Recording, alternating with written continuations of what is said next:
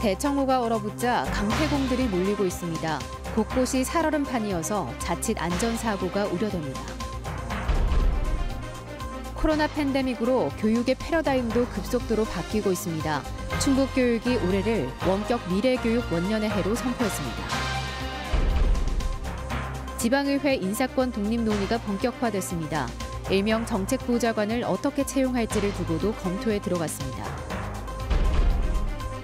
시중에 유통 중인 일부 발열조끼 온도가 지나치게 높아 안전기준을 초과한 것으로 나타났습니다. 자발적 리콜이 시행됩니다. 여러분 안녕하십니까? 충북도 오늘 한때 모든 지역에 대설특보가 내리며 많은 눈이 쏟아졌습니다. 10cm 넘게 내린 곳도 있었는데요. 눈이 그친 뒤에는 또다시 추워지겠으니 주의하셔야겠습니다. 보도에 허지희 기자입니다. 한파에 얼어붙은 저수지, 그대로 내려앉은 눈이 소복히 쌓였습니다. 말 그대로 하얗게 변한 세상. 오랜만에 가지고 나온 카메라에 곳곳을 담아보고 엄마 손잡고 나선 아이는 눈썰 매장이 따로 없는 설원을 만끽합니다.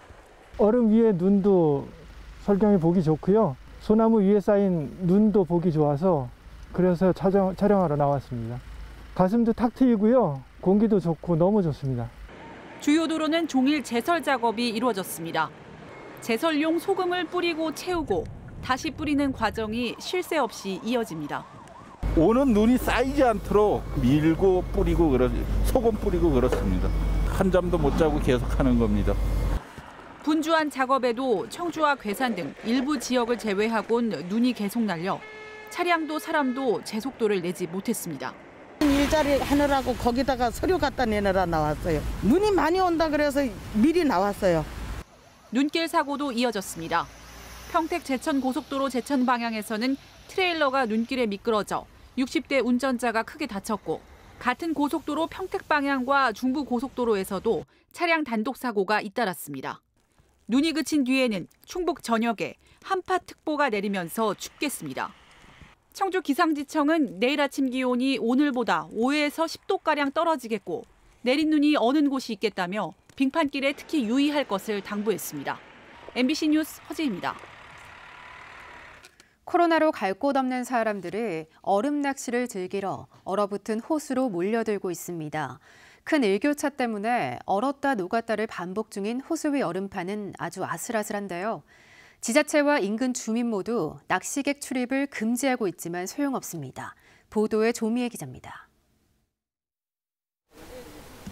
얼어붙은 호수 곳곳에 구멍을 뚫어놓고 335 얼음 낚시가 한창입니다.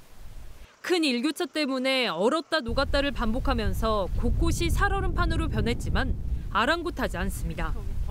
애들 방학이어가지고 누가 여기 엊그저께 왔다 갔다고 하더라고요. 그래 와봤어.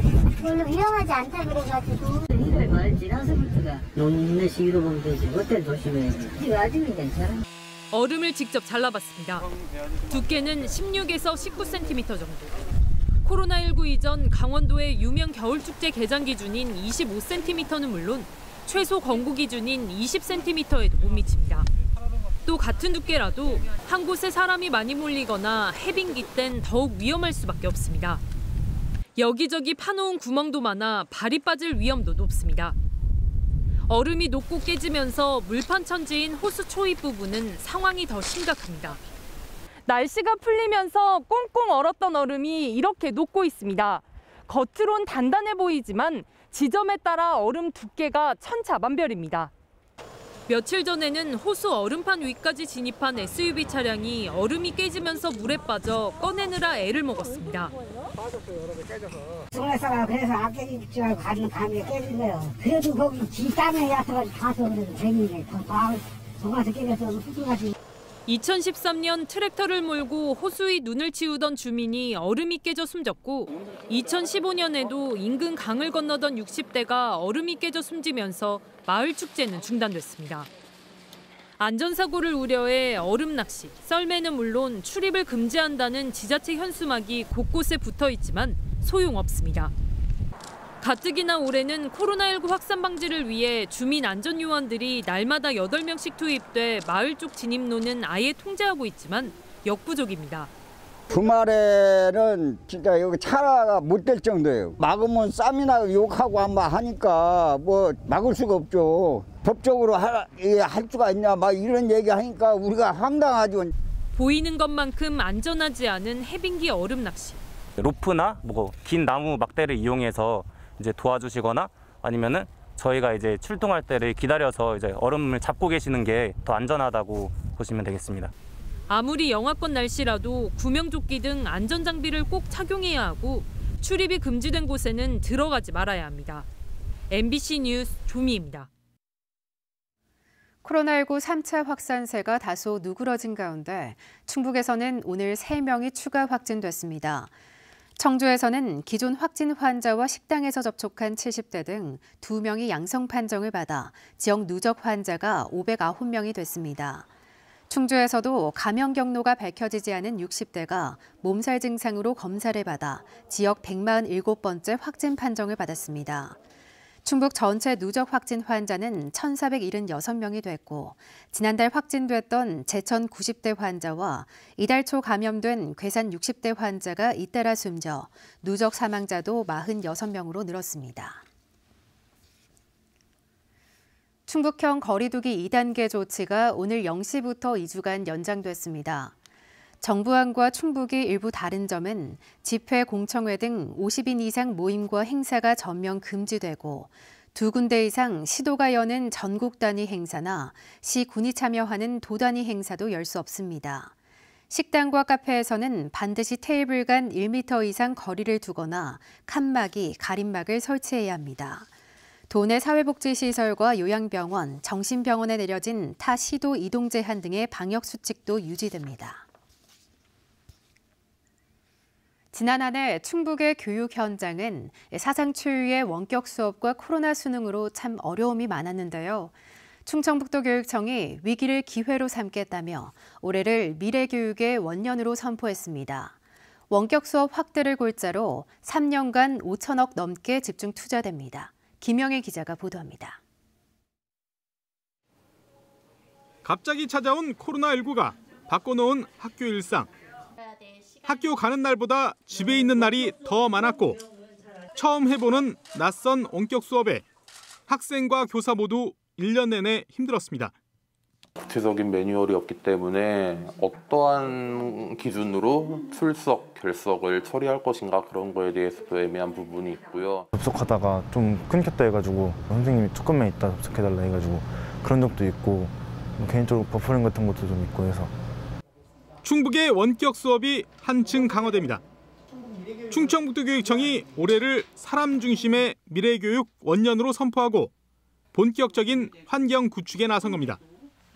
원격 수업 확대를 위한 교육 공간 구축과 디지털 시민성 등 4가지 혁신 과제를 설정하고 2023년까지 5,300억 원을 투입합니다. 교사 연수와 지원을 통해 쌍방향 온라인 수업을 늘리고 720억 원을 들여 학생 태블릿과 노트북 장비도 구매합니다. 4차 산업혁명 시대 인공지능과 증강현실을 활용한 다양한 교육 프로그램도 운영합니다. 첨단형 그 학습 환경 구축, 공간 구축과 함께 학생들에게 디지털 시민성을 길러줘야 되겠다. 하지만 학력 격차에 대한 우려는 여전합니다. 지난해 원격 수업에서 드러난 학교별, 교사별 수업 역량 차이를 좁히지 못하고 원격 수업만 확대하면 교육 불평등이 가중될 수 있다는 겁니다. 똑같이 학습 공백이 이루어질 거고 나타날 거고 그거는 결국 학부모의 몫이 되지 않을까? 요즘 학부모들은 그렇게 생각해요. 그냥 내 새끼는 내가 알아서 챙겨야 되는 거야. 코로나19로 갑자기 속도를 내게 된 충북 미래교육의 혜택이 누구에게나 고르게 돌아갈 수 있을지 주목됩니다. MBC 뉴스 김영일입니다. 셋째 알을 낳으면 주택자금 대출 4천만 원을 대신 갚아주는 제천시에서 첫 수혜자가 나왔습니다. 제천시는 화산동 주민센터에서 지난 1일 셋째를 낳은 박주연 씨에게 4천만 원 전달 기념식을 가졌습니다. 아파트를 얻으면서 1억여 원을 대출받은 박 씨에게는 4년에 걸쳐 4천만 원이 지급됩니다. 제천시는 올해부터 첫째야 150만 원, 둘째야 1,000만 원 등 최대 5,150만 원까지 주택자금 대출금을 지원하고 있습니다. 내년부터 인사권이 독립되는 충북도 의회가 새해 태스크포스팀을 구성해 본격적인 논의에 들어갔습니다. 정책 지원 전문 인력 채용 방식 등에 벌써부터 의견이 엇갈리는데 의원들의 입김을 막을 안전장치를 어떻게 마련할지 고민입니다. 신병관 기자가 보도합니다. 지방자치법 개정으로 내년부터 독자적인 인사권을 갖게 된 충북도의회. 정책 지원 전문 인력도 내년에 8명, 2023년에는 의원 2명당 1명인 16명까지 둘 수 있게 됐습니다.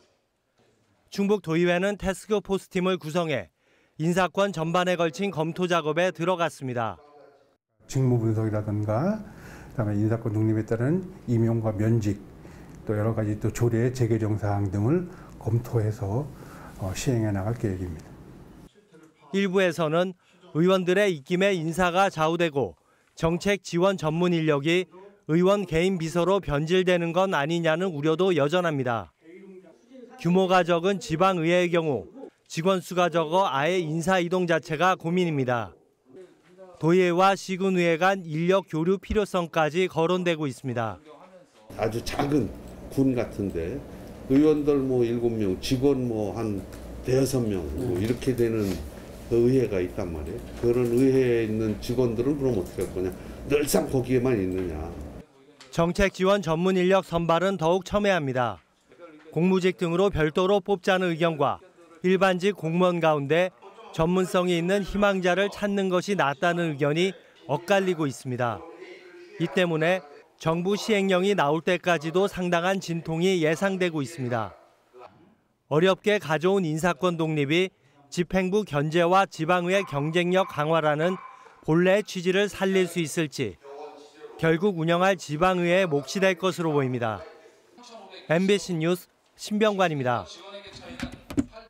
몸에 직접 걸쳐 열기를 유지하는 발열조끼. 날이 추운 요즘 많이 찾으실 텐데요. 한국소비자원이 시험해봤더니 시중 제품마다 성능은 각기 달랐지만 4개 제품은 안전기준을 초과할 정도로 지나치게 온도가 높아 자발적 리콜을 하기로 했습니다. 보도에 이지영 기자입니다. 휴대용 보조 배터리와 연결해 밖에서도 온기를 유지할 수 있는 발열조끼. 한국소비자원이 소비자가 많이 구매한 발열조끼 10개 제품을 시험했습니다. 보온성은 K2 세이프티와 자이로 2개 시험 제품이 매우 우수했습니다. 특수 마네킹을 이용해 체온과 가까운 35도를 유지하는 데 쓰는 전력량을 환산해 보온성을 측정했더니 상대적으로 높았습니다. 발열이 지속되는 시간은 온도 설정 단계에 따라 달랐습니다. 저온에서는 따스미 온열 조끼가 9시간, K2 세이프티의 하이브리드 발열 조끼가 18시간 동안 유지되는 등 차이를 보였습니다. 중간 온도에서도 제품에 따라 6시간에서 15시간, 고온에서는 4시간 반에서 12시간 반까지 벌어졌습니다.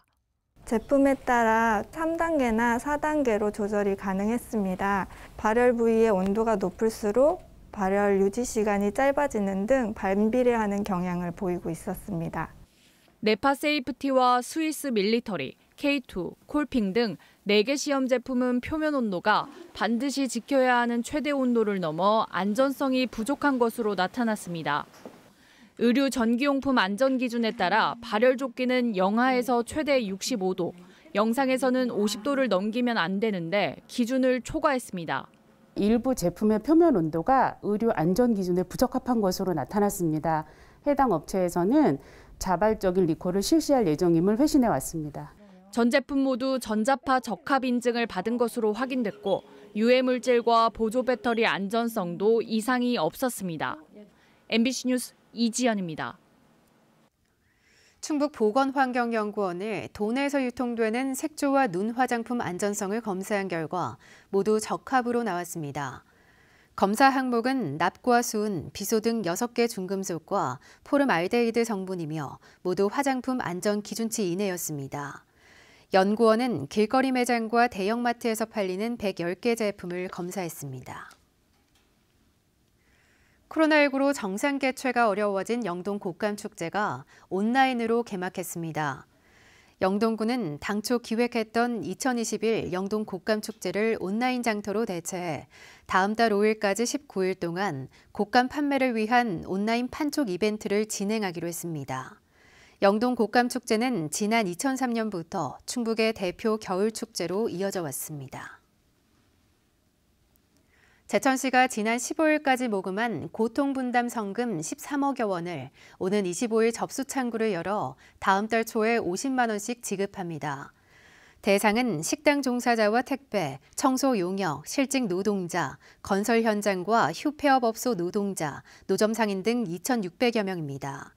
이미 소상공인 지원금과 휴업 보상금을 받은 업체는 이번에는 제외됩니다. 뉴스를 마칩니다. 시청해주신 여러분 고맙습니다. 오늘 이 뉴스